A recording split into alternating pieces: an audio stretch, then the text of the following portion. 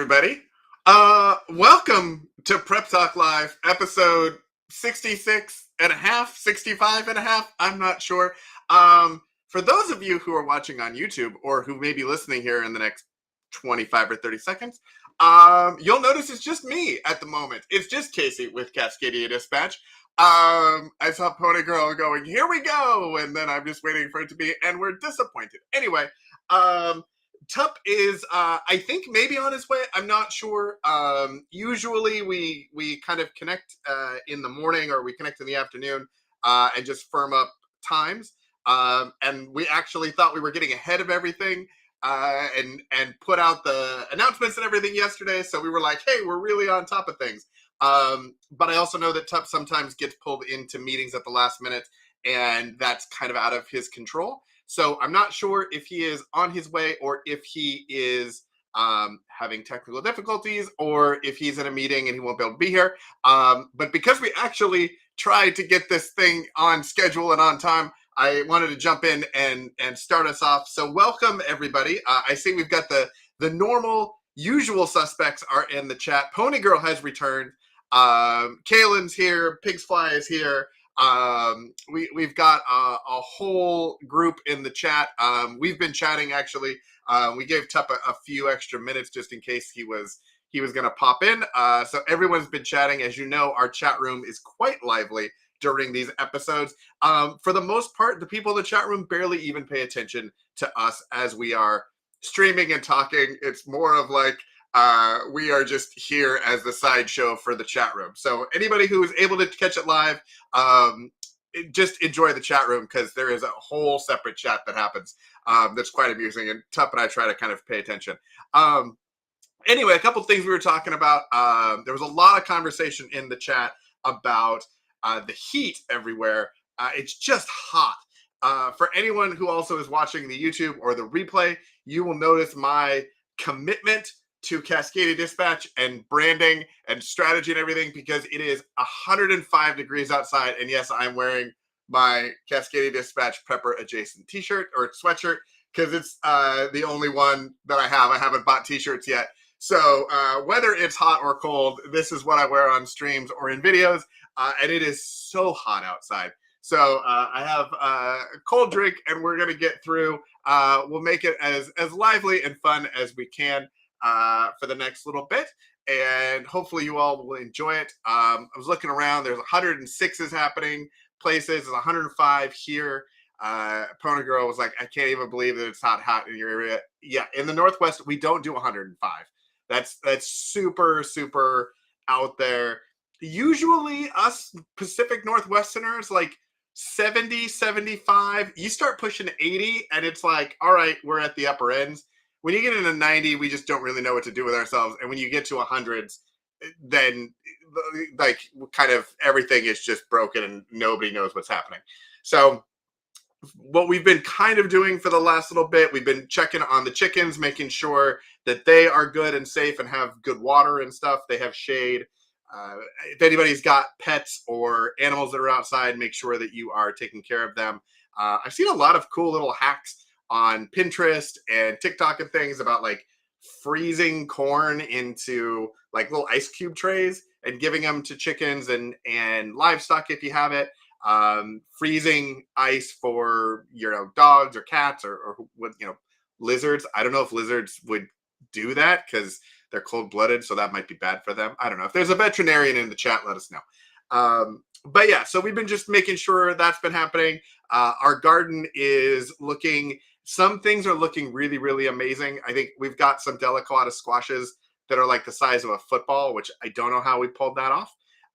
We got tomatoes that are happening. We got some cucumbers that look like they might actually be edible this year. And then we also have like the beans and the peas have seen better days. The broccoli is holding on, and I'm hoping that it isn't going to bolt. A bunch of the herbs have bolted. When it starts to get just too hot, it doesn't matter how much I water it or anything. Like they're just gone. So I am glad that we are not depending on our garden for actual food production yet. That it's still a little bit more of a hobby than it is actually something that that would be required for sustenance. But it's always good when the tomatoes are looking red and edible. And the broccoli, I think, is going to pull out well. I think there's some carrots maybe that we've got going on. So yeah, so there'll be some things. We actually have some hot peppers. Does anybody else do hot peppers? Like, or have? Let me phrase it this way: does anyone have a thing that you've wanted to grow that you've never gotten to grow well, and it becomes kind of like your garden nemesis? That's how I feel with peppers. I've always wanted to do peppers or hot peppers. I try every year, and they fail miserably. And last year I didn't even try. We were at a barbecue with some friends in the spring, and one of the guys that was there, was talking about how he does hot peppers and they do really, really well. And I was like, well, okay, I'll give it one more shot. And by George, I have jalapenos and I have some peppers. So I'm crossing my fingers that I don't ignore them to the point where they are bad. I'm hoping that we can harvest them at the right spot and be able to use them. So that is exciting. Cauliflower was the other thing that we were going to try off of that, and it has not gone well so far. So we'll see what happens with that. Pony Girl, what kind of chickens do I have? Live ones. I'm just kidding. I don't remember. There was a period of time where I knew that. I know we have some Wyandotte, some brown and white Wyandottes. I know we have, I think it's an Americana. It's the Easter Egger. We have one of those. We have a gray one that has taken over the lead. She is now the leader of the flock. And, but I don't know. It's not like a special, like a lavender Orpington or anything like that. She's just a cool gray color. And we have one more, but I don't know what it is. I think it's just brown. Oh no, it's black and it has fluffy little feathers on its feet. So we call him Puffy, the chicken, because he has puffy little feet. And yeah, so we've got 5 of them. We had a batch of 4.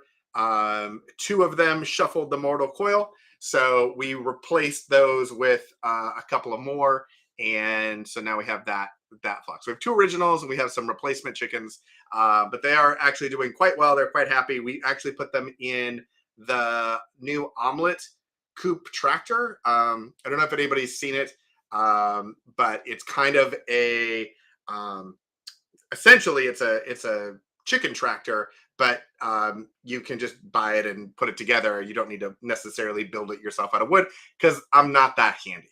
But I can find cool stuff online and order it and put it together in my backyard. So when we put in the bunker office, we had to move the chickens, and so they are now in a little cedar bark chip, wood chip area with their little chicken tractor, and they're quite happy. It's super easy to clean. It's super wonderful. If you're doing a lot of chickens, it's probably not big enough to do a lot of chickens. We're doing 5 in ours, so probably okay with 5, 6. I don't know that I would do like 10 in it. Rooster. We are not allowed to have a rooster in our city and county. We're not allowed to have it in the city. I think if we were in the county and not in the city limits, we could have a rooster. We have some friends that are in the county that are not in the city limits, and they can have like anything they want. They can have pigs and horses and whatever. But in the city limits, you can only have hens. So that's what we've got. We also weren't really sure that we wanted to actually deal with kind of eggs that would be hatching, and also just an angry rooster. So we kind of went more with the hen thing. And then if we need to get replacement chicks, then we usually go to Wilco or Coastal Farm and Ranch, and they have a variety of chicks available, and we pick the ones that the kids want. They always get to pick the ones that they want. And then we usually have we used to do it again before I knew what I was doing. And trust me, I don't still know what I'm doing. I just have learned some stuff. When we did the first batch of chicks, we did them in a like a sterilite tub, like a big clear sterilite tub, and had a warming light. And I built like a whole thing with PVC pipe, and it was very elaborate looking, and I had timers for the lights and the heat and all that kind of stuff. And then when they got bigger, we moved them into the garage and put them in a swimming pool, with like screens over the top of it to kind of keep them from flying around and stuff. And it just became like a headache. Like the pool didn't stand up right, and it just wasn't a great thing. So this last batch of chicks that we did, we actually got a really big dog kennel crate, like the metal wire ones, and I got a cover for it, and you can get it on Amazon. And then that kept them warm. We put a tarp underneath it to kind of keep it clean and dry and everything else. And then we put them in there, and we had a light and a heater, and that actually went really, really well. And we were able to get them to a really good size. They were big enough that then we could actually just basically take them and put them directly in the coop, and the other chickens didn't have an issue with it.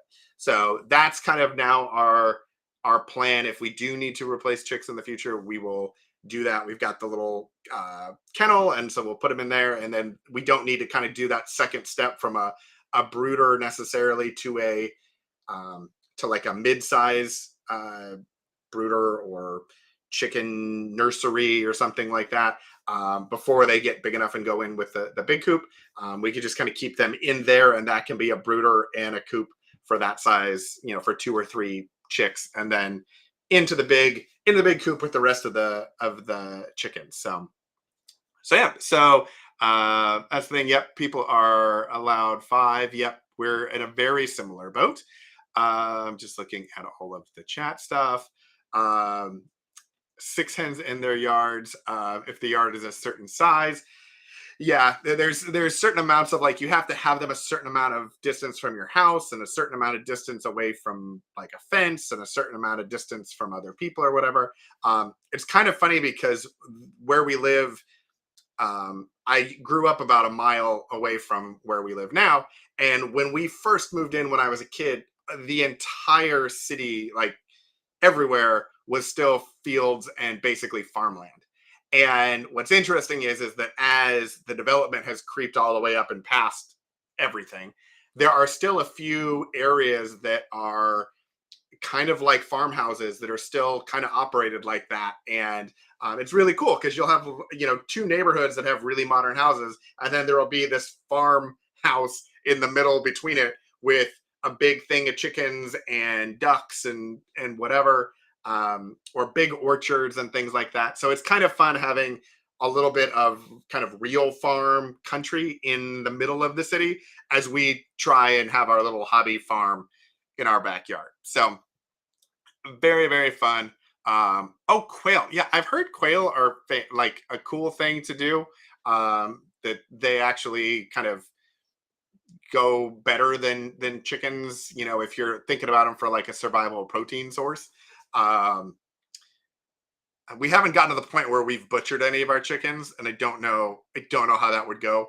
So we haven't thought about butchering quail either, but I have heard that there are a lot of people that do that. Oh, where do we get our chicks, and how do we know that they are not roosters?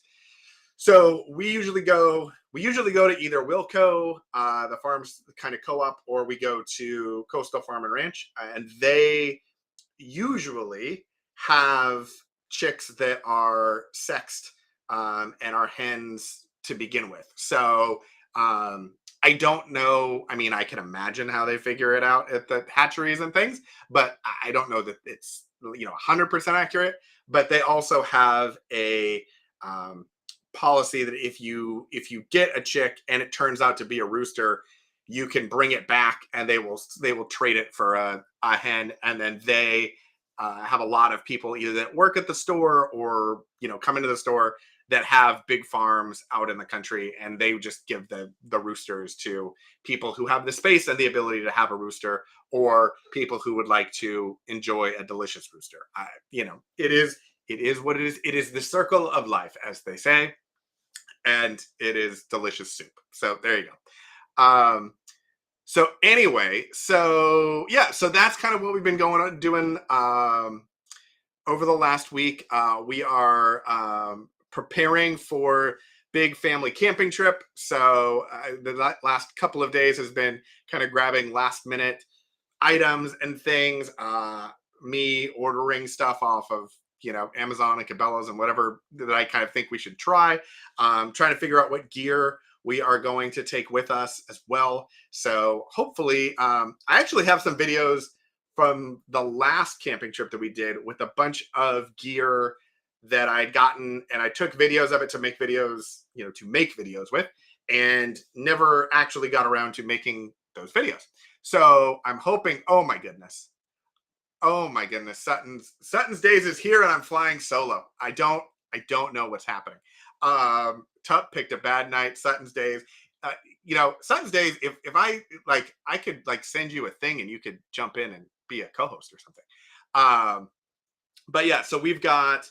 I always bring new, like we've got the privacy tent to go with kind of a lot of stuff we got was during the pandemic, because the facilities of the campgrounds, it wasn't ever clear um, whether or not there would be like showers would work and toilets would work and stuff. So we ended up bringing a lot of that stuff with us. So we had a lot of hot water things, and I've got a shower tent with hoses and sprayers so we could take showers if we needed to. And we've got a privacy tent with a toilet, kind of chair and bucket set up. So in case we needed to use that for a bathroom, we had that. Luckily, the facilities were there, so we have them kind of as backups. But yeah, but so that would work. Okay, Sutton's Days. Here's what I'm doing. I'm going to let you all chat amongst yourselves, and I'm going to really quickly take the link and send it to Sutton's Days, and we'll see if we can get her to join us on our fun. So chat amongst yourselves I wish I had like interlude music or something. Yeah, Cup is totally missing out right now. All right, let's see. Let's just look up if there's any question of whether we do this live or not. I mean, I feel like this is a good idea. Pony Girl, great time to do prep stuff. 100%. That is actually the deal that my wife and I made. And by deal that my wife and I made, my wife told me that I couldn't buy any more prep stuff if we didn't actually figure out how to use it. So, so the deal was that we would go camping every year, and that would be a good opportunity to test out all of our prepping stuff. So that is what we are doing, and that is okay. It doesn't want to load the email over there, so we'll try it one time on here, and if not, then this was a really great plan that went horribly wrong. So yeah, so we try and test it out.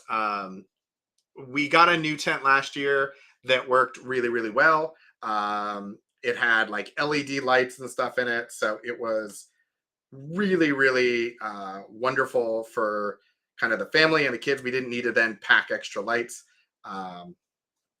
We again did the shower tent and the privacy toilet tent, and we've done the hot water heater, the propane hot water heater. Oh my goodness. If you go camping / glamping, anything, the propane hot water heater is magical. All right, Sutton's Days, I'm sending you the link right now. So that is a fantastic thing. I think that's probably one of the best. I tried an actual oven, like a camp oven. Sutton's Days, I sent it to your Outlook email.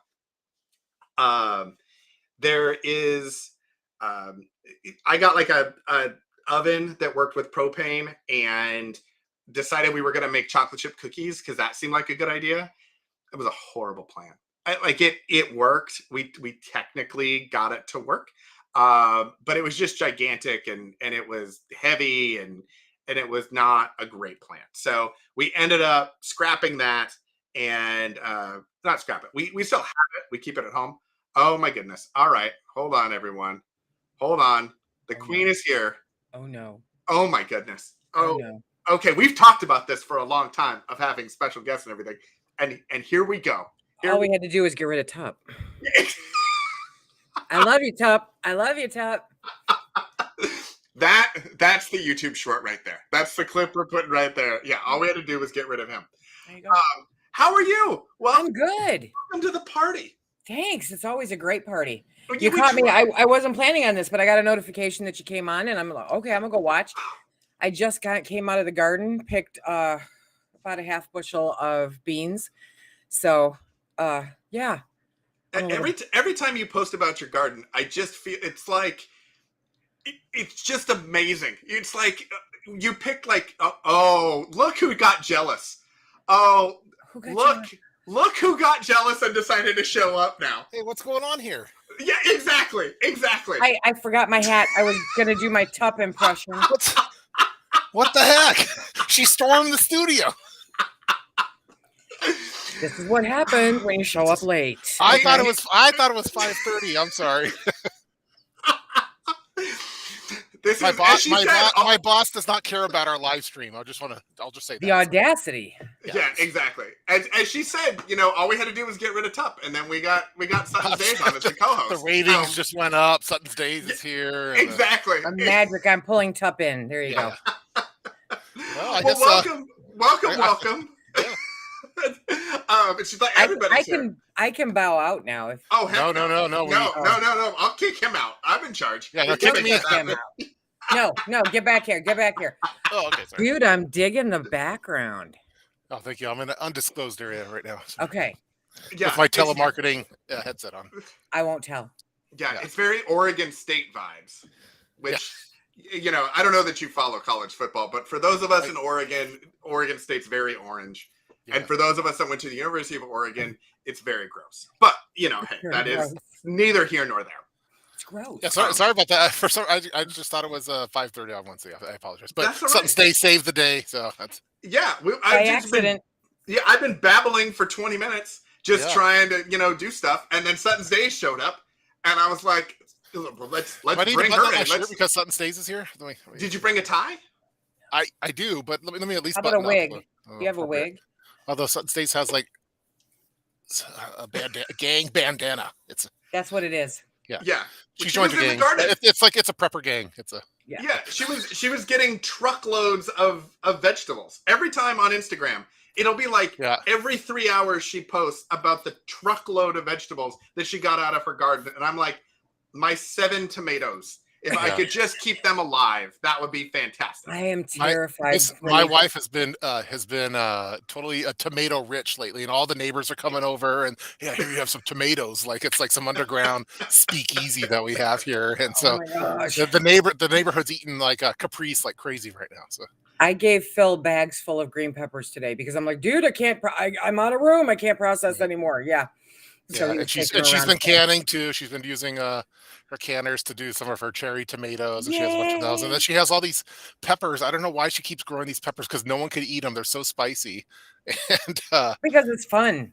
Yeah, it's a fun prank to pull them. Like when people come over, we're like, hey, try one of these peppers, and then it's the big gag of. And that's why Tup has no friends. Yeah, no friends. I'll be your friend, Tup. Yeah. Don't eat his peppers. Yeah. Don't eat his peppers. Yeah, don't eat although I think Prepper Peppers is a good business name. So yes, it probably already exists. I don't know that it does. We talked about that. Like you could take the peppers and turn it into like could you make like homemade organic pepper spray? Absolutely. Yeah, that's non-GMO, nothing like that. It's like, exactly. So all you have to do is dehydrate those super hot peppers, turn them into a powder. That'll kill you right there. Yeah, because when she's making her jams, like the whole outside of the house, it's like you're tearing up because they're so spicy and like it's all it'd mess someone up, I think, for sure. This brain surgeon decided to grow a bunch of jalapenos a few years ago and then smoke them and then dehydrate them and then grind them up into powder. I was wearing goggles, face masks. I had like a winter hat with a mask over it literally locked up my lungs. I did that for a couple of years and went, I just don't care about this that much. Yeah. My My wife was wearing a mirror safety gas map with Has to, CBRN have to. filters and stuff. Yeah, and that's Yep, what she was have using. to. So, yeah, I think that's how Walter White got started.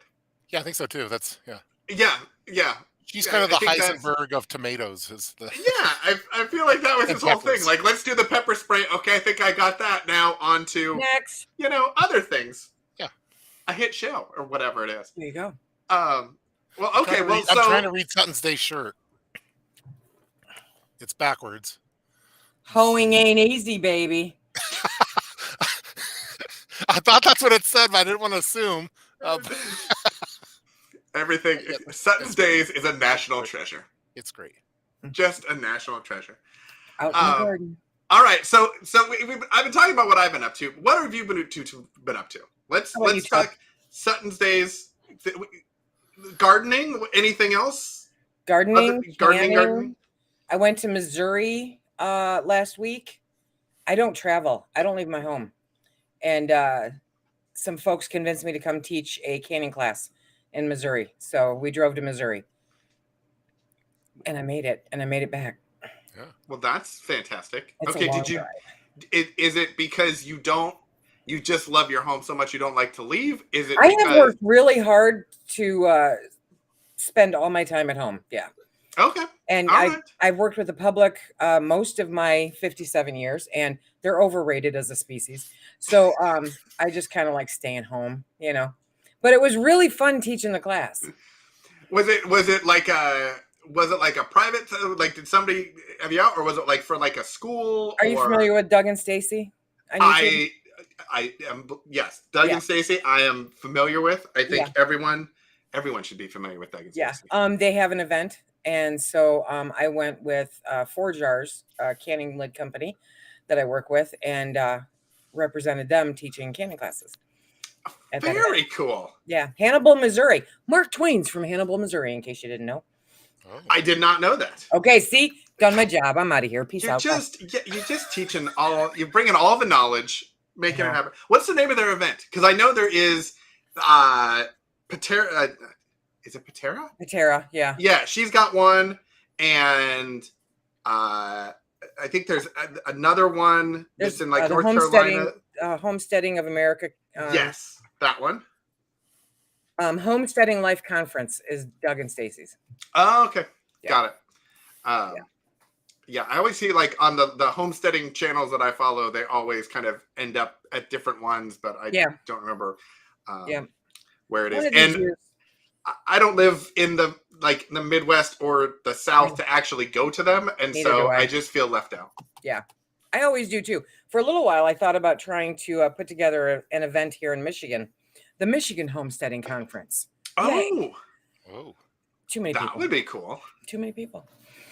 Too many people in Michigan, or too many people would come because Sutton's Days did a thing, and we would just be there. No, it hasn't got anything. I know. Actually, I used to put on events for about 7 years. It was my job, and it's not as much fun as one would think. All right. Yeah. Yeah, I think there's another family that has a homestead channel in Michigan, and I'm blanking on there's a few their names. I love them. And do they do rabbits? They don't do rabbits. They do pigs. They were off for a while. They just got back on again. You mean the Pratts? Yes, Pratt Family Homestead. My friends. Yes, I love those guys. I love them. And they were, I will say, when I was first starting in YouTube and stuff, I messaged them about a couple of questions around things, and they had no idea who I was. I was a non-person, and they were so kind and so wonderful in the advice that they gave me. They knew how famous you would be one day. Yeah, exactly. My dozens, and one day I would be hosting with Tup and Sutton's Days. That would be a thing that would happen in my life. It's all downhill from here, baby. Exactly. But I love them. So anyway, no, they're super nice people, great people. Yeah. Okay. They put on an event for a couple of years, the Hootenanny. Yes, the Hootenanny. That would be my I'm going to leave home and drive to the bottom part of Michigan because they're a good 4 hours away from us. Yeah. But super nice people. I love those kids. Yeah, they're fantastic. And my kids actually love watching when we were doing chickens and getting started, I would turn on their videos because our kids would get into like the pig videos and the cow videos and all that sort of stuff. So we would do like family homestead video time. And it was the Pratts and it was Lumna Acres. There were a few of them. But, So Tup, what have you been up to? Yeah. In your orange egg of silence over there. What do you have in your hat tonight? I have zip ties normally in my hats, but on this particular hat, no zip ties.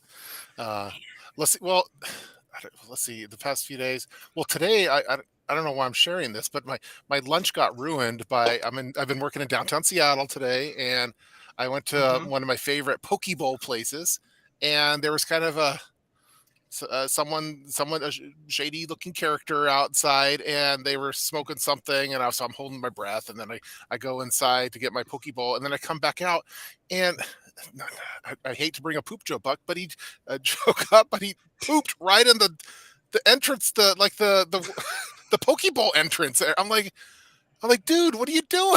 Like, Seattle sounds like so much fun. Yeah, and so it totally ruined my appetite today. So I didn't eat a big lunch because can I ask about the poop on the sidewalk. Can I ask a silly question? Yeah. What's a poke bowl? It's like a raw fish. It's over like a bed of rice, and it has all like. It has raw fish with like some soy sauce type thing, and then like a bunch of other random sushi. Stuff. Yeah, kind of like that. But it's like they just dump everything in it. They do edamame and corn and tofu and all sorts of stuff. It's kind of like I think it came from either like Hawaii or Polynesia or something. It's awesome. I mean, if you like raw seafood, it's awesome. But not after you've seen human poop in your entrance. That's not yours. Yeah, that's a not whole mine. thing. And I'm like. So anyway, so I'm a little hungry because it ruined my appetite, and but beyond that, let's see. I was that's an everyday thing in Seattle though. Now every time I drive to work, there's someone's doing that somewhere. So it's You know what I don't understand? Maybe it's just is it possible it's just you? Is it possible it's just you? Not from what I've heard. Everybody I know says that this happens, and I will say I live in Portland. I went to Seattle. I have never seen this happen. I don't know. I work right in the heart of downtown Seattle. Yeah. And like on the way there, usually there's someone that's, I don't know. Yeah, we go shop at the malls that were all boarded up that were downtown. Like walk around. Like you're in the belly of the beast over there. That's we're down there every weekend, and we see the tents and stuff, and that's awful and unfortunate. But I keep hearing these stories that like the rivers are flowing with poop, and I'm like, I've never seen it. It's real. Okay. I'm in Michigan, and I'm hearing that, but I have an answer for this. Why it happens every time Tup goes in there to Seattle, because he is so awesome that people just lose their shit over him.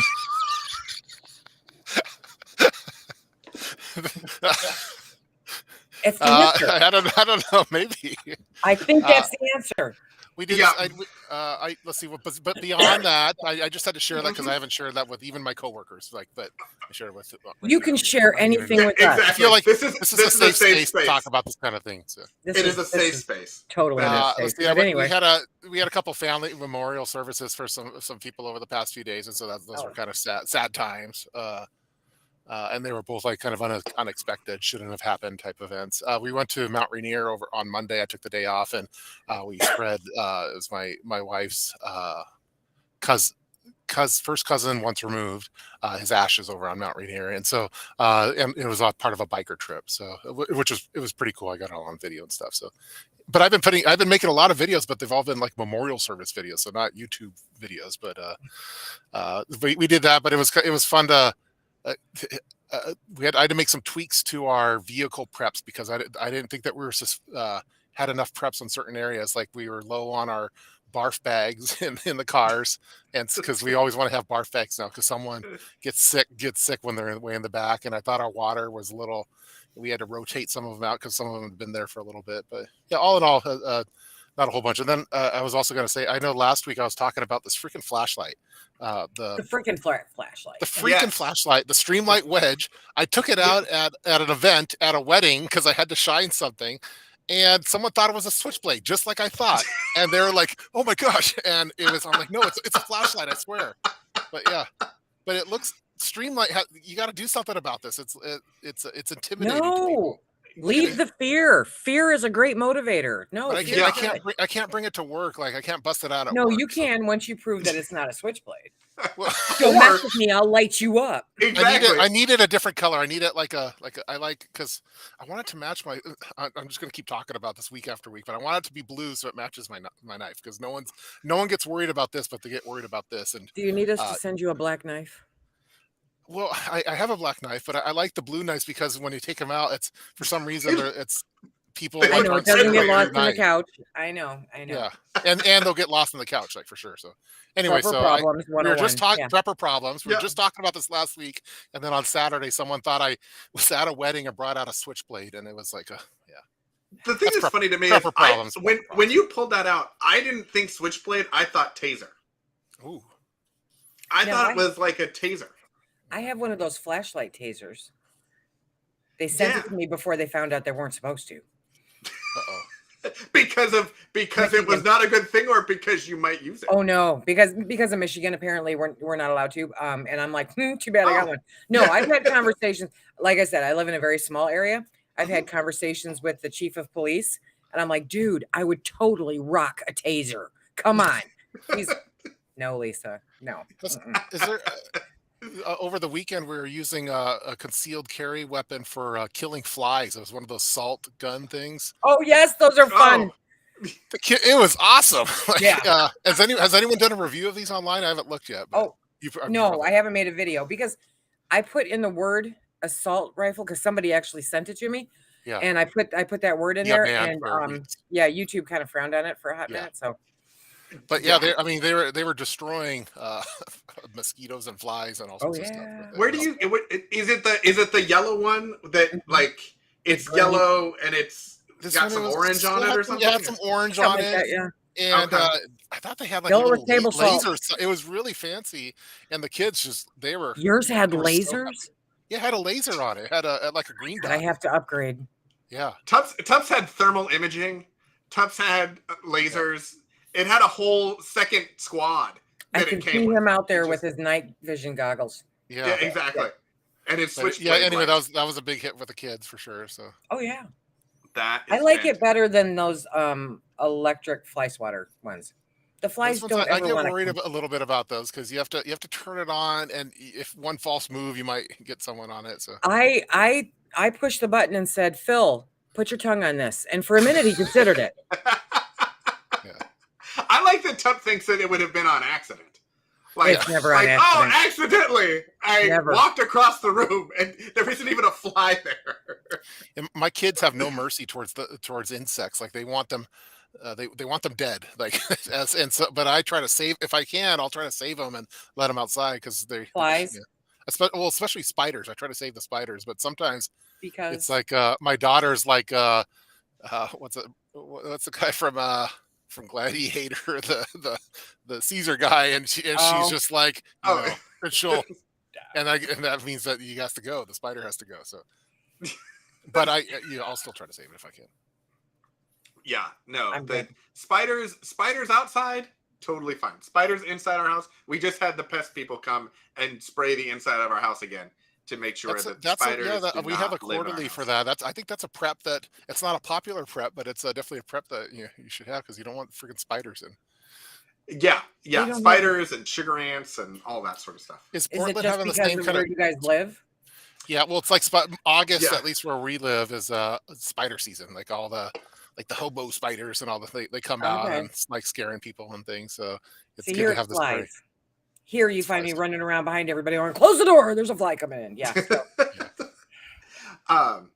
We also back up to like a wetlands and area, and there's like a swamp, and not a swamp, there's like a pond and creek and stuff. And so we get, not only do we get weeds all the time, but we get spiders and insects, and we used to get yellow jackets a lot. I think I have single-handedly let them know that they should not be in our area.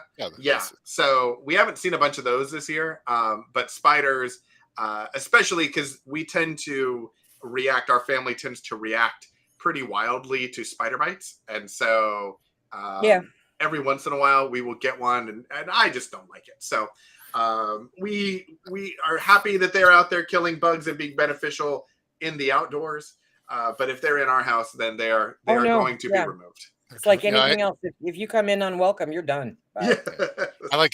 This is the time of the season I pull pranks on a friends, kids of our friends and family, where I buy a bunch of fake spiders and I put it in their bed.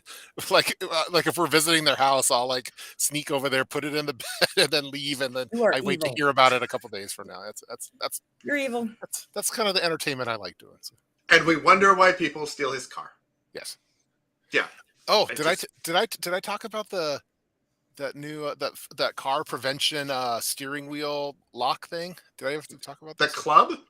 It's not. Yeah, so it's an upgrade to that. It's not even a club, because I have the club and I have the one for the brake, and those ones work pretty good. But this one, it encloses the entire steering wheel with metal. It's this big metal, looks like Pac-Man, and it goes around the whole thing. You can't turn it. It's kind of like the club, where you can't even it hit your leg if you tried to turn the car. But it also has this metal enclosure around it, and it's so awesome. And it's like, I have to. It's expensive too, but it's like the one thing. My cousin lives in a part of town where his car keeps getting broken into because people keep trying to steal it. And once he bought this device, it solved the problem. No one even bothers with it, because you need to have very fancy equipment to get it off. And so I've been so happy with it about it, and no one wants to talk to me about it. But I know that Prepper's Days might talk. We love that kind of stuff. Yeah. Yeah, that's a Prepper thing. Hold on, Prepper's Days. I think that's an alter ego. Sorry. No, I got excited. I was excited. I think it's like Sutton's Days is like the happy version, but like when you cross her, then she turns into Prepper's Days. You're toast. Yeah, exactly. Do you want to be that first person that I unleash on after 57 years? Seriously. It's called the disc lock security device steering wheel, and it totally encloses the steering wheel. I have a video too. I'll show you. If I lived in an urban area, I would own one. Well, I mean, is it bigger than all the these car? It seems like it's a massive. It's as big as your steering wheel. Yeah, like where do you store it? Is it heavy? Does it collapse down? It's heavy. Yeah, it's heavy. Let me show a quick video. Fold up like a fan does, kind of thing. It's like a Pac-Man. It's like, imagine a 3D Pac-Man that encloses your steering wheel. See, I'm picturing Transformers for the steering wheel. Mm-hmm. Yeah, I'm a look fan at the of little Transformers Pac-Man too. dude behind your shoulder there, Casey. Oh yeah, yeah. Here's a little video of this. Is my cousin talking about it, but I don't know if you can see it. Yep. But that's what it looks like, and it's awesome. And it's, I guess, supposedly it deters. Oops, I'm trying to bring you up. How do I? There we go. There we go. Look at that thing. It's gnarly though, and so you can't even grip the steering wheel because it wraps around it. Anyway, okay, that's kind of cool. That's supposedly in the urban environment that prevents bad guys from even wanting to bother with your vehicle. Wow, did I get close? Whoa, what happened? Okay. Here's the deal. Sutton's Days was in a prepper sandwich there. That was awesome. She was the bologna and we were the buns. So raw. I'm trying to be good. Okay. Oh. Be afraid. Be very afraid. Yeah, exactly. I will also just say, I was watching the chat here real fast, and Pony Girl has lizards. Ugh. So like not ants, not spiders, but straight up lizards. Now, Pony Girl, are they geckos or because when I lived in Hawaii, I'm sorry, I was in the garden, so I feel like I'm crawling with bugs.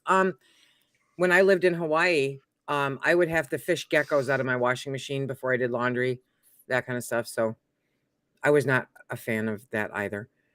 You've seen the video on TikTok of the one snakes that were in the ceiling and they had to bust yes. And they fell down. Yes. That seems like the worst. Like that's the worst. Yeah. I'd rather have a spider. Yeah. So Sutton's Days, you mentioned Hawaii, and that was kind of like we'll just touch on the topic because we didn't know we were going to have Sutton's Days, and that's way more exciting. But there was a lot. What area I think of Hawaii? He just called you boring, Tup. No, we just try and we try to have like. I was talking about poop on the sidewalk of Seattle. That's super exciting for preppers.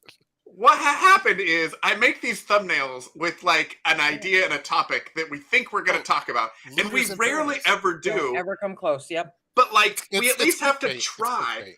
Yeah, exactly. I feel like we have to try, otherwise we're being totally disingenuous, which, granted, our listeners don't care anyway. Like, they're just here for the mess that is this show.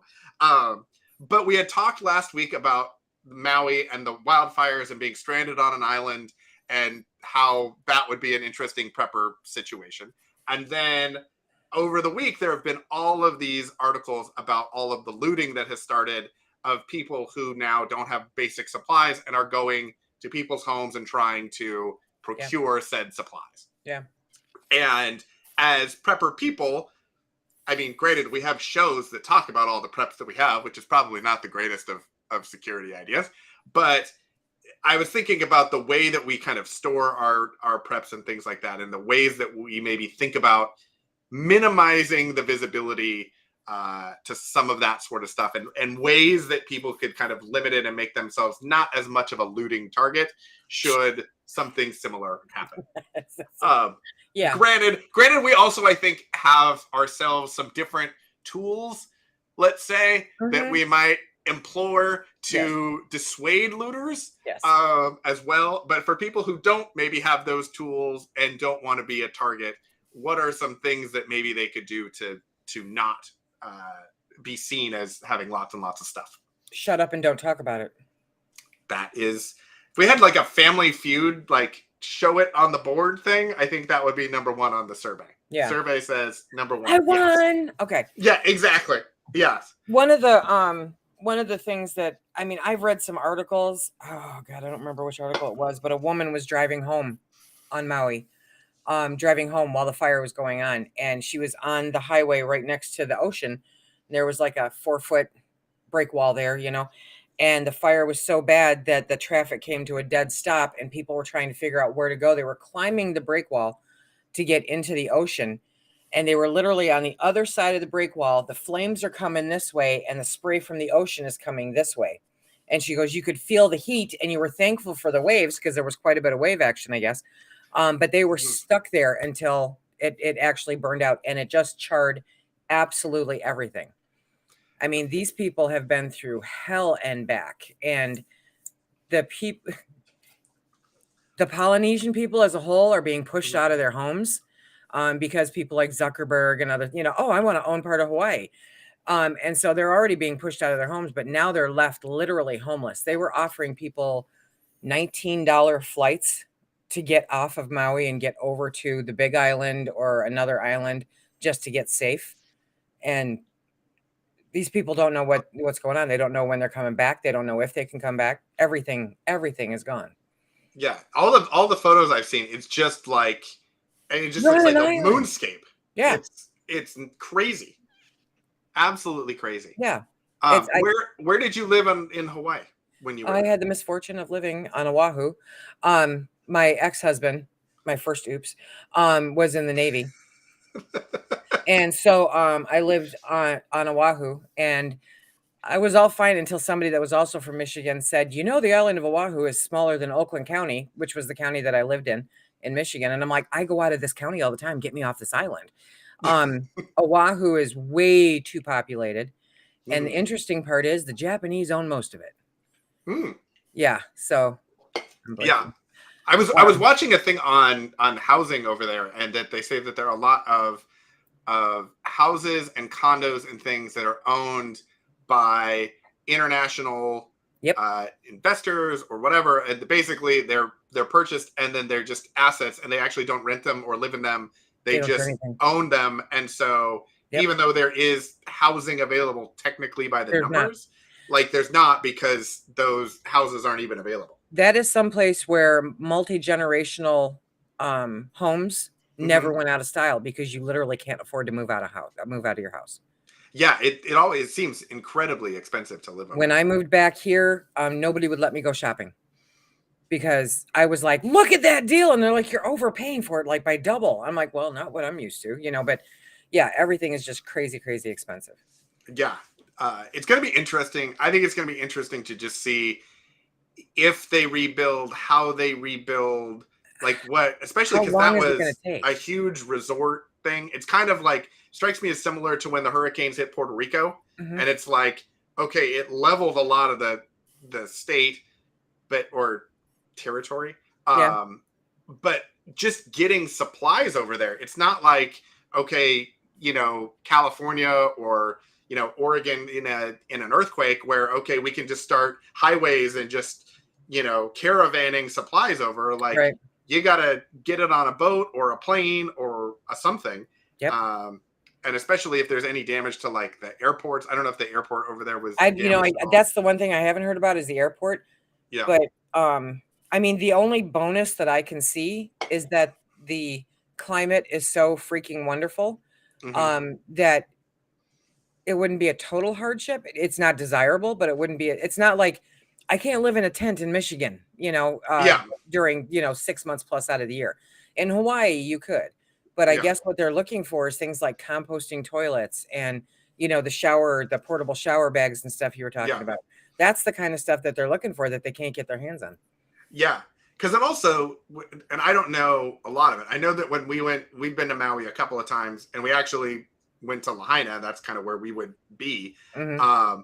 But I think there are a couple of other resort kind of centers on Maui. I think that there's Kaanapali is by Lahaina. So I think there's Kapalua maybe or something. And then there's like another one on the other side of the island. Were those also impacted, or was it just kind of the Lahaina Kaanapali area? That seems to be the one they're focusing on the most, but I have not dug deep into it. After reading what I've read, I'm like, I don't even, I don't even know what to do to help. Yeah. And the people, I've got a friend on the Big Island, and she's like, are you guys hearing anything about what's going on where you are? And I'm like, yeah, we're, when you look for it, yeah, we are. I don't get regular news channels here, so whatever I get's online. But it's out there. I don't know to the degree that it should be, but it's out there. Yeah. I'm just thinking, and I was asking because it's kind of like Puerto Rico, like the whole place was kind of decimated. And so everybody there pretty much either had to leave or live in a complete disaster. Right. I think we've talked about often that if the earthquake happens in our area, that like it would be bad in our area, but we could go somewhere and life would be continuing. And like, okay, we could kind of figure out how to get on our feet, somewhere else and then, move back. And I'm wondering if Maui is a similar thing where if they were in Lahaina and it's toast, but okay, you go to Kapalua, you could go somewhere else and kind of get on your feet and take a breath for a minute and then rebuild and come back, or if it's just okay, everything is toast. Well, I don't mean to say toast like because it's on fire, but gosh, that's... did you see in the comments, Kalen Strain? Today, Hawaii's governor put out a warning against criminals and others who would try to buy up all the charred area in and around Lahaina, whatever. Yeah. I saw that there was a bunch of that sort of stuff. That they're trying to make it so that you don't get a lot of outside people who are going to try to come in and buy the destroyed land at a discounted price and then turn it into something else that they're trying to say that. I don't know what they were talking about bringing in the attorney general on it and some of that sort of stuff. I don't know what they can do there, but I know they're worried about it. They need to make sure that the native people to that area are taken care of and not taken advantage of. Yeah. It's gonna be an interesting thing to play out. I feel awful that we are so far removed from it that it's kind of like, okay, what do we even do? Send money, whatever. No idea. Because they did have wildfires on the Big Island at the same time, but they weren't anywhere near this. This got completely out of control. Yeah, I also wonder too if it has something to do if it was the age of a lot of the buildings. I don't know the makeup necessarily. I know there were a lot of historic buildings in the Lahaina area, so I would imagine that those maybe were different building materials or something. If that may have contributed to how fast the fire went, as opposed to if it was like a newer development. I don't know. I don't know. Completely speculating on just how awful it was. But okay, so survey number 1 is don't talk about that you have a lot of preps to make people think that they should take your preps. Tup, do you have something you want to add to the survey? I thought it was a good response. It's like it should be like Fight Club, I guess. Why do we have you on the show, Tup? Why? Like, what if you gave us a poop story and nothing else? Sutton's Days has been carrying. Does your back hurt, Sutton's Now Days? I feel bad. You've been carrying the show for 40 minutes. It was so good. I didn't have anything to add to it. But I mean, I think YouTube preppers are probably bad examples for like because we document it.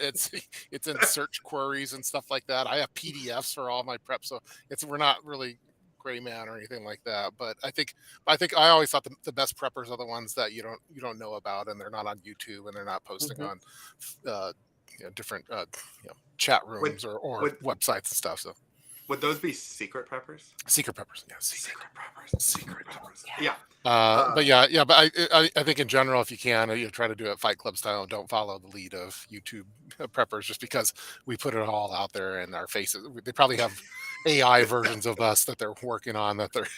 Can you imagine? Sweet God. I want to, AI Sutton's Days. And, let's see.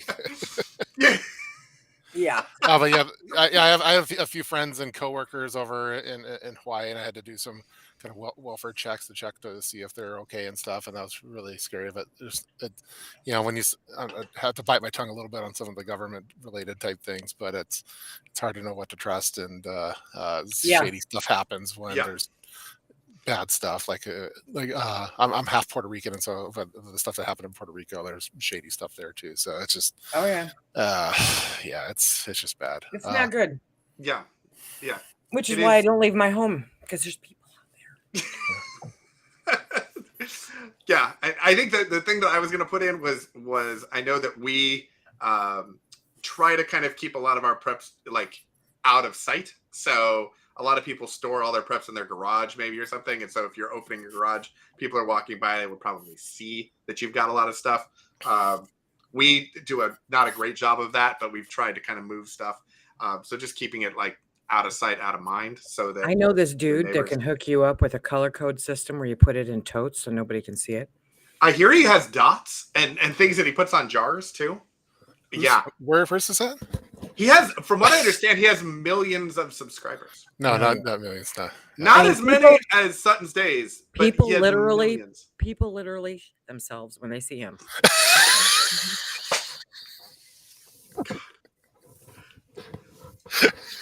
You try to take a drink. Here's what we've learned. What we've learned is episode 67 of Prep Talk Live will be co-hosted by Sutton's Days with guest star Tup. Yeah, that is. No, I mean, we hit that during the pandemic. Yep. Okay. During the pandemic, I'm like, I can't do a pantry tour. Now, pantry tours are typically, I'm all about pantry preparedness. Mm-hmm. We are going to figure out how to stock up your pantry and everything that includes. Yep. And I sat there just, I can't do a pantry tour. I cannot show people during this crazy time what's in my house. They've seen it from a year or so ago. Yeah. But, I can't show them. And I'm getting ready to do one, and I'm still hitting the point where I'm like, do I really want to show this? Now, the fact is, you're going to see my pantry, but you're not going to see everything because not everything's in my pantry. And the one thing that I try to make clear is that I don't accept unwanted guests in any way, shape, or form. I'm remarkably unfriendly when you show up to my front door. So, give it a go. Yeah. Get this menopausal old woman, but anyway, so I feel like I have to put the disclaimer out there that don't expect me to take care of you, because I'm not gonna, but at the same point, I do take care of friends. I do take care of family. My pantry helps me do all of that, but don't think you can sit back on your butt while I do all this work. It does worry me though, showing people what I've got. And now more people locally know what I do. Do you get the comments from friends that are peripheral friends and stuff? Oh, when the zombies come, I'm coming to your place. Like that's like the common one for. Yeah. No, you're not. Yeah. But I'll show you how to stock it up at your house, because you're not. Yeah. What do you bring into the party? Yeah. Well, I've got guns. So do I. Next. Yeah. It's kind of I think that's part of why I started the channel that I did, was because I recognized that I could not help everybody. And so I was like, okay, I can teach you guys Mhm. stuff. I can show you the things that I think are cool ideas Mhm. and that sort of thing. But like, we've got enough for us, and we got enough for a very select other number of people Mhm. who have special ID badges that they Right. will use when they come over. Do you know And the secret knock? Yeah. exactly. And other than that, like, we have a whole different list of supplies for anyone who decides that they would like to come over without that special ID card. Yeah. And they're small. They don't take up much space, but they go really fast. Yeah. Yeah. And you can buy a lot of them. It's You just can. very, yeah.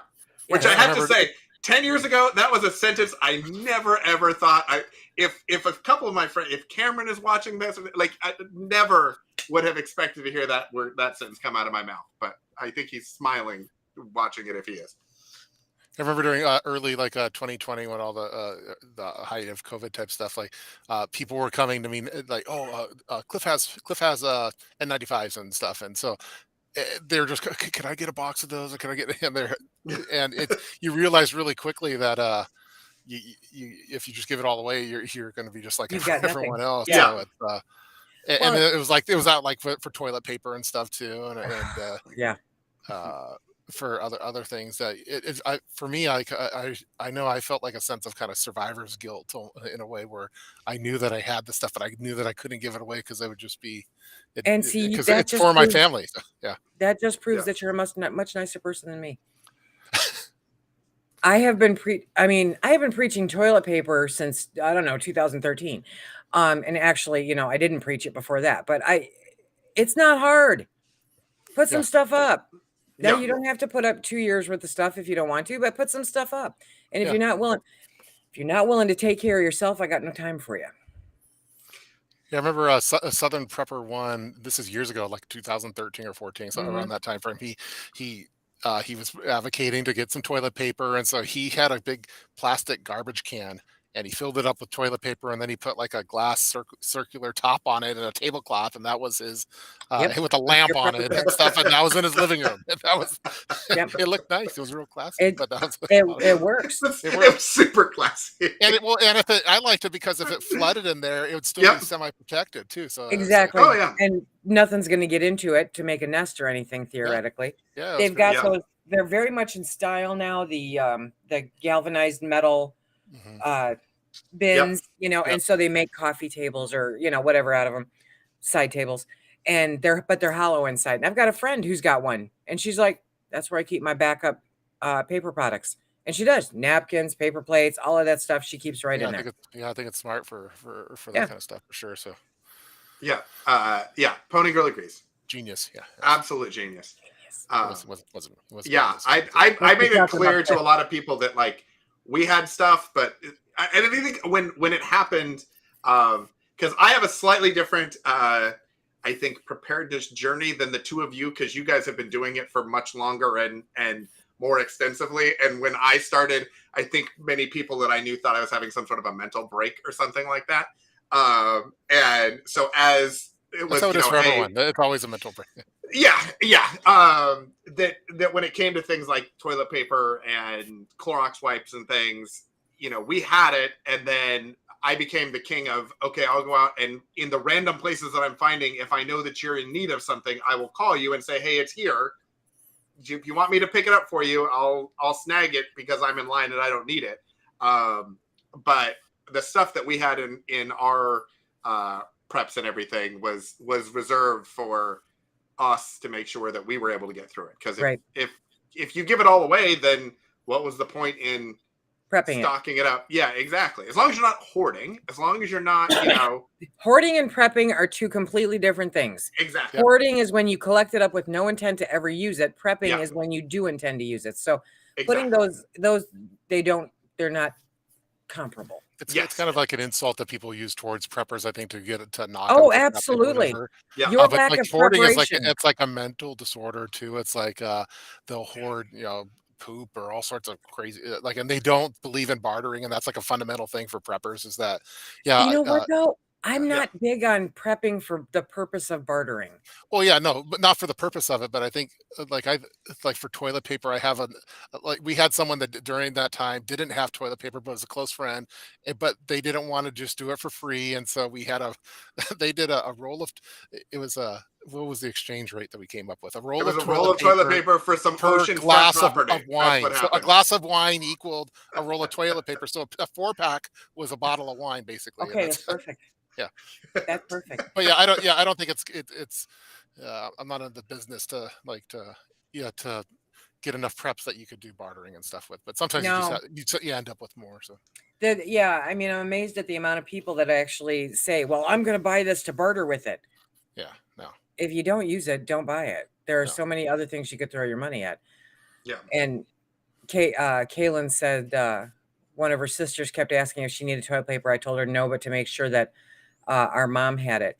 And that's my thing is, I mean, we have some senior citizens that I've kind of adopted.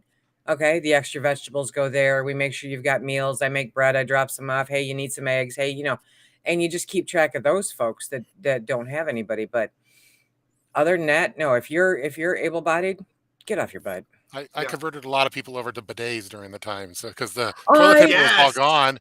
But love bidets my were bidet. I love my bidet. I will never. Do you have the bidet on the toilet seat, or do you have like the handheld bottle ones? Or I celebrate the entire collection. But I didn't. You're actually one of the first people that talked to me about bidets, and then a friend of ours put one in his place in Florida and came back and told us about it, and so we went and ordered it. It's hooked to the toilet. Yeah. And that I love my dogs. I love my chickens. I love my house. What I missed the most on that trip to Missouri was the bidet. Well, the bidet has perfect aim, and it can make for a good gag because sometimes people set it off accidentally and they're not. I love how you said they set it off. Yeah. My mom. I've never heard her scream so loud. It was because she. It was weird that Tup had the remote control in his hand. That's a good idea. That's a good idea. I purposely did not get one that was because yours is motion censored, right? Well, no, it was a little lever, and you could accidentally bump it if you need. Oh, okay. So that's what happened. I'm like, no, I want to make sure. When you're not expecting the bidet it's a sneaky. But now, do you have the warm water ones? It was cold water. Okay, all right. Yeah, it was cold. That scared me too. The first time I went to try it, I'm like, I'm just steeling myself for it because we have well water. If it's 100 degrees outside and you fill a kiddie pool, your feet are blue. That water is cold. Okay, so I'm sitting there going, okay, but no, it's not bad at all, even in the winter. Yeah. So the bougie prepper side of me, we got the ones that plug in that are the hot water ones. So it's temperature controlled and it's remote controlled and it does the whole thing. Remote control. It has like a massage, like a bubble, so you can either just get like the stream of water or it can be like bubbles to like you get more scrubbing or something in. We need to find a new topic because I'm about to go off the rails. Okay.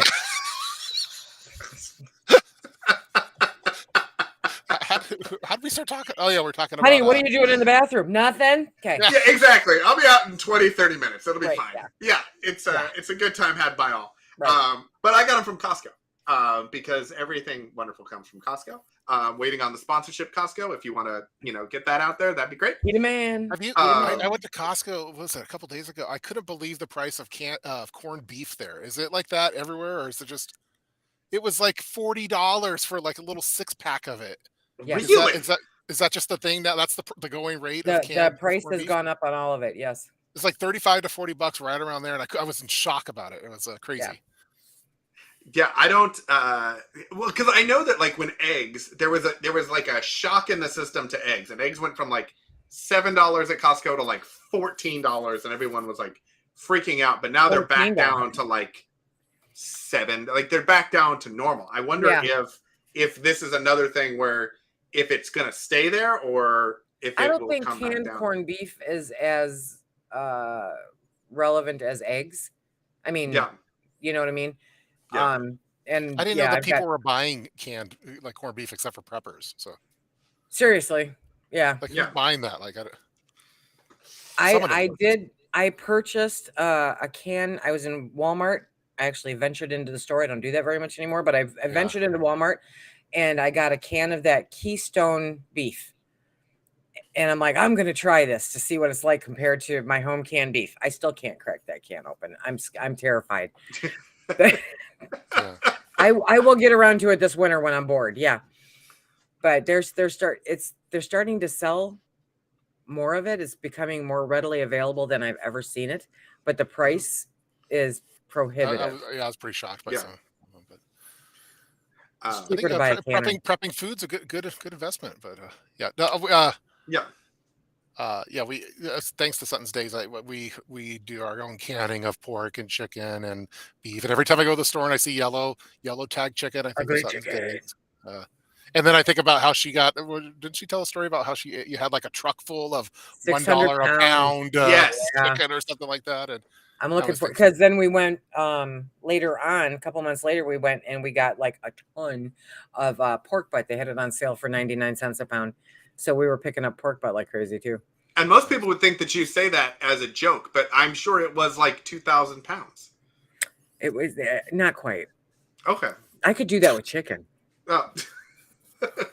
All right. So one of the things I was saying early on that like my vegetable nemesis in the garden was the peppers, and I think I got those to work this year. Mm-hmm. One of my prepping nemesis has been canning, and I'm hopeful that Sutton's Days in some capacity will be able to help me get over this.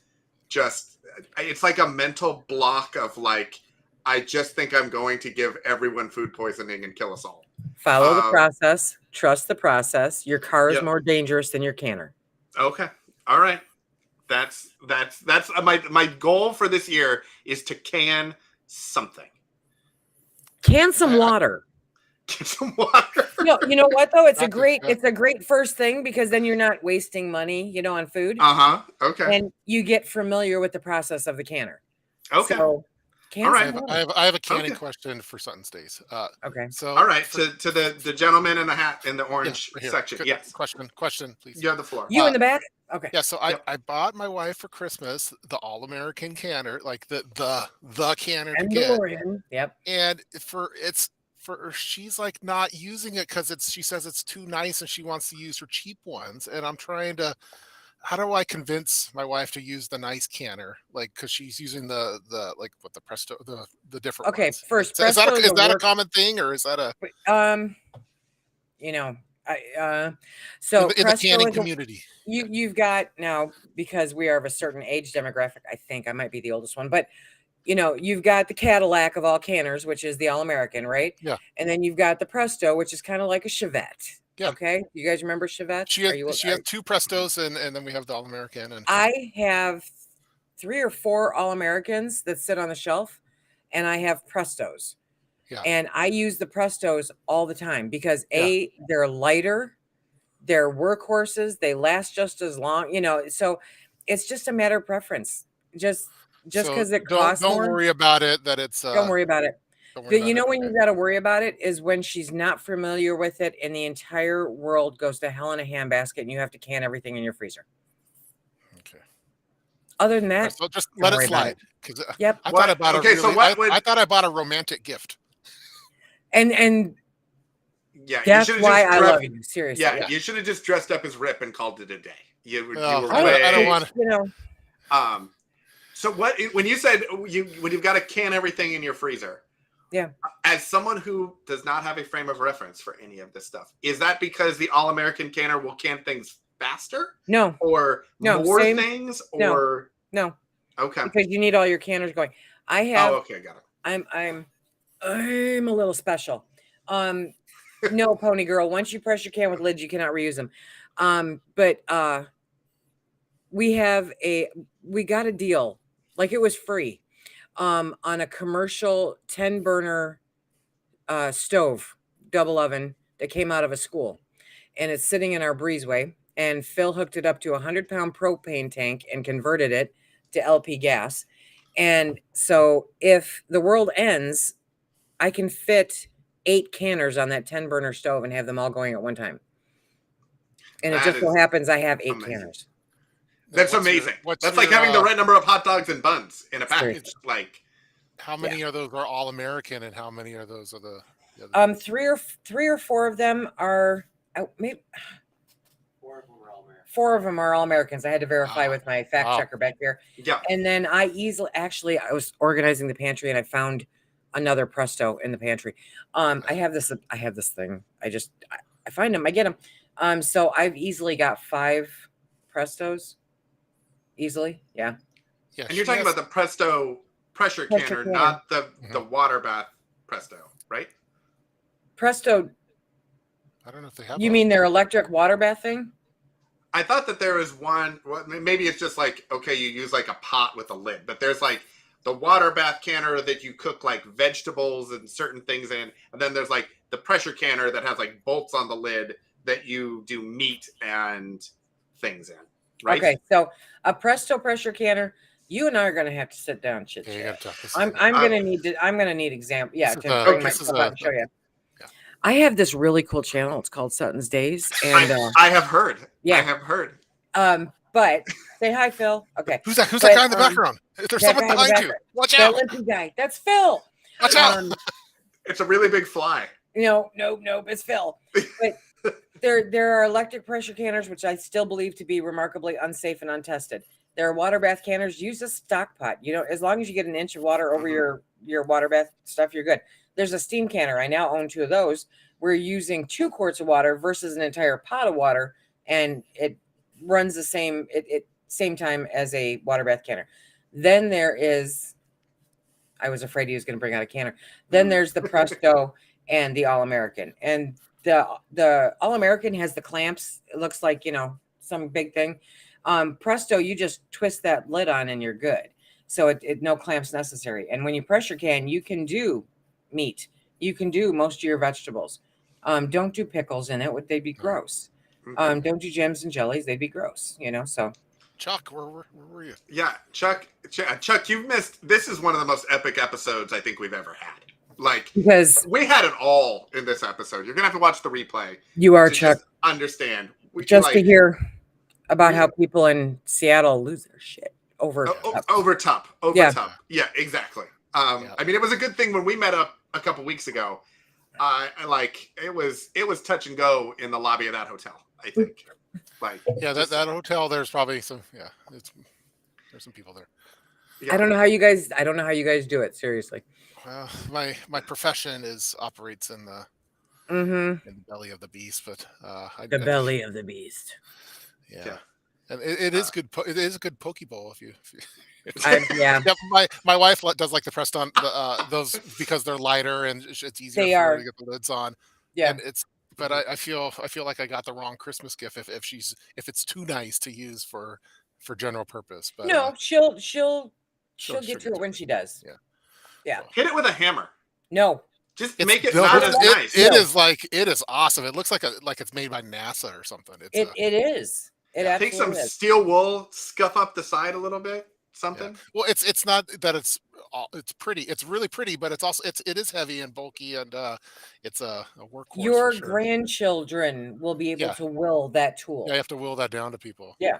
Yeah, but she just my wife just upgraded, or she's buying like preps for her canners, like extra, like the temperature gauge and extra O-rings and all this stuff, and she's getting her supply. She went full canning. She's full in. So that's awesome. That's awesome. Yeah. Tell her to get the weighted regulator instead of you relying on the gauge. Then you don't have to replace the gauge. Okay. Yeah, she has some of those too. I don't know why she likes the gauge, but what was I was gonna say something. I forgot. It wasn't that. It's Casey's fault. Sorry. I mean, it usually is. I was thinking of that. The weight thing also is a thing, and Sutton's Days, I'm very looking forward to your tutelage and all of this, and watching the videos and all of this. But the weight thing to me, I was keeping the temperature at the right level to make the weight for a certain length of time. It just seems like that is going to get screwed up at some point. Along the way, it's going to have a problem, and I won't know it, and then I will again cause the thing to go poorly, and then I will kill everyone. The only way you won't know it is if you leave the room, and you're not supposed to leave the room. No, you got it. Oh, okay, got it. Now, okay, yeah, the jiggler, pony girl. So I've got a friend in Oregon. Some things are so good at the chat room. Yeah, yeah, exactly. I've got way better than the two of us. I do this anyway. I've got a friend in Oregon, and she is a canner. She has an All-American, right? She's actually a master canner. And a friend of hers went tuna fishing, because you guys are lucky and you have phenomenal access to tuna there. And especially in poke bowls. Yeah. Anyway, so then, I'm sorry, did I say that out loud? So then her friend says, can I borrow your canner? She says, yeah, sure. So she loaned her All-American canner. We all know how pricey these things are. She put it on a propane burner in her garage and she walked away. And the next thing you know, the safety valve thing shot out of there and it sprayed tuna juice all over the garage. And, it was just a hot mess because she didn't sit there and watch her canner. And so it got too hot. The overpressure plug blew and it was wasted tuna. Ugh. So I feel like it's an incredibly smelly lesson to learn. Especially all over but she ruined the canner. Which is the real shame in the whole thing. Yeah. Because you have to work hard to ruin an All-American. That's a disaster. I had another question for Sutton's. Okay, yes. Is it common for my wife? She almost wants to end friendships with people if they don't bring her back her rings and her jars. Like she's okay with giving jam out and other things, but she wants those rings back. Is that a common canner thing? Like it's a big deal, or yes. It's proper etiquette to return the damn jars, but most people she wants don't. the jar and the ring back, and like if you don't bring it back, stop giving them the ring. You won't ever get anything back. Stop giving them the ring. Okay, that'll take them off right away. Yeah. Okay. Well, now that's what she's doing. She has her little like cloth thing with a rope and. Oh, okay. Yeah. No, if you're giving it away, count on the fact you're never going to see it again.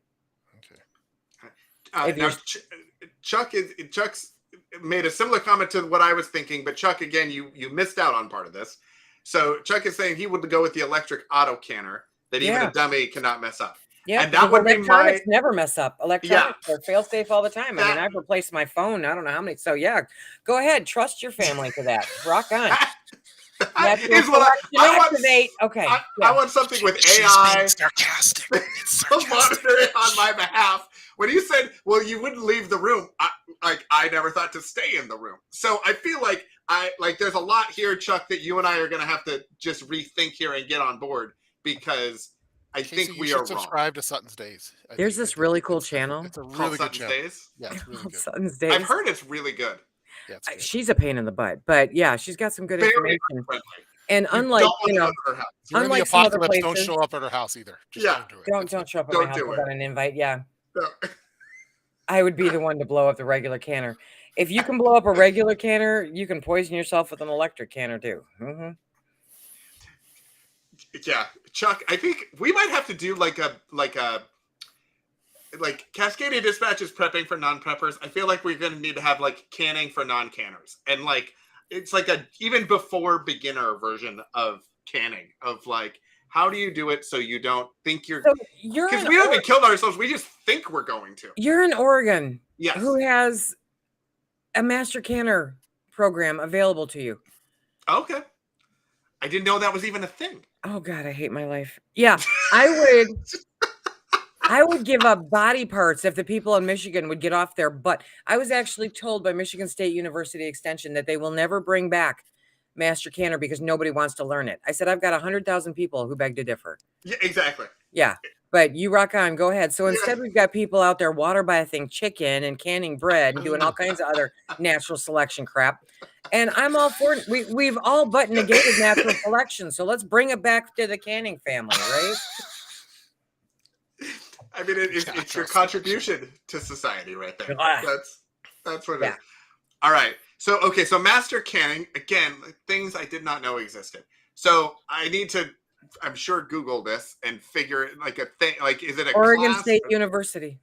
Oh, see, that was the, I'm not asking you to attend, but I know they have the master canner class. It's part of the extension office. Okay. Yeah. They're big into agriculture. They're good into gardening and all that sorts of things. It would make sense that they would have a here too. Yeah, they are here too, but they don't want us to actually preserve it. Well, I mean, yeah, that seems silly. Yeah. But okay. But no, Oregon has an amazing. I can even hook you up with somebody in Oregon who is a master canner. I feel like that would be a fantastic episode. I think so too. Okay. All right. I would love that. I might have to. I would have to can something and then send you pictures. You would. Whatever I can. And I will happily accept pictures. Yes. Mm-hmm. Actually, what I'll do is I'll get it and I'll send it to you to try first. No. Now Sutton, do you do couples canning or is it a solo operation? Because my wife and I, it's we don't like couples canning. We like No, neither do I. Yeah, stay out of my way. Okay, yeah, stay out of my way. No, there's a lot of people kicks me out that, of the. I get kicked out of the kitchen. Yeah.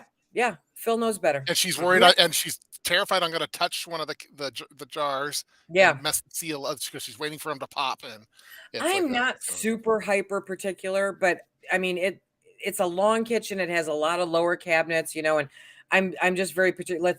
This is where everything goes. Now we've had this kitchen for I think about 2 years now, and Phil still doesn't know where everything goes. Oh, good, he's outside.